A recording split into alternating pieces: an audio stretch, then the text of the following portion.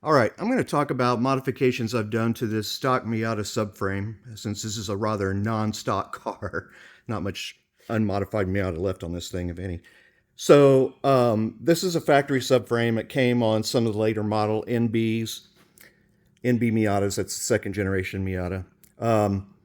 What I've done to clear the wastegate from the wastegate relocation, like I talked about in the video for that, I needed to clear this, so I created this spacer right here, which is just a thick wall piece of pipe from the plumbing section of the hardware store.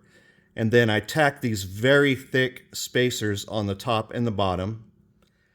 And then I tacked this spacer to give it a little extra stiffness. I tacked that to the front and the back with some thick beads to act as a gusset. And then just threw a little tack on each side right here. The gussets on the front and the back are the ones that are going to do the most good, because as the car loads up the rear subframe, it's going to be trying to push this forward under acceleration. And so the main thing that's going to be loading this up is trying to bend it in this direction. Up at the top, I think it's going to be fine, because this is 2 or 3 pieces of sheet metal welded together, bonded together, and there's also an factory insert in there as well, so it should be fine.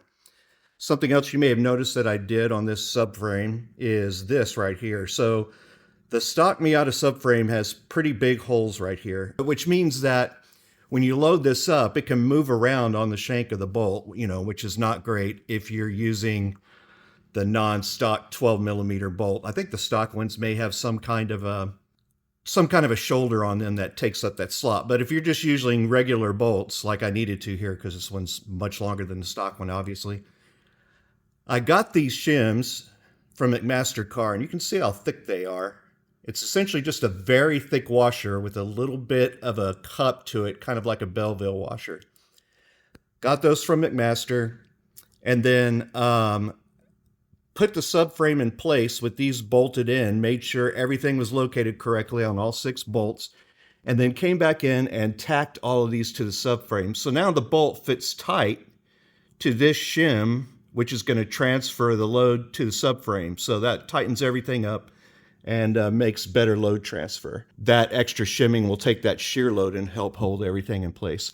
And I've done that on all 6 of the mount points. So this is 1, 2, 3, 4, 5, 6. And if you have a welder, this is a pretty easy mod to do.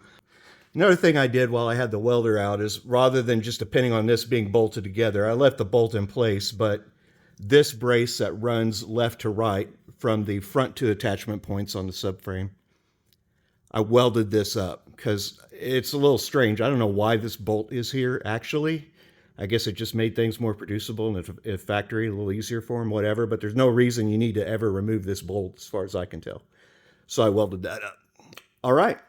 So that's my modified version of the stock subframe that came with the later NB Miatas.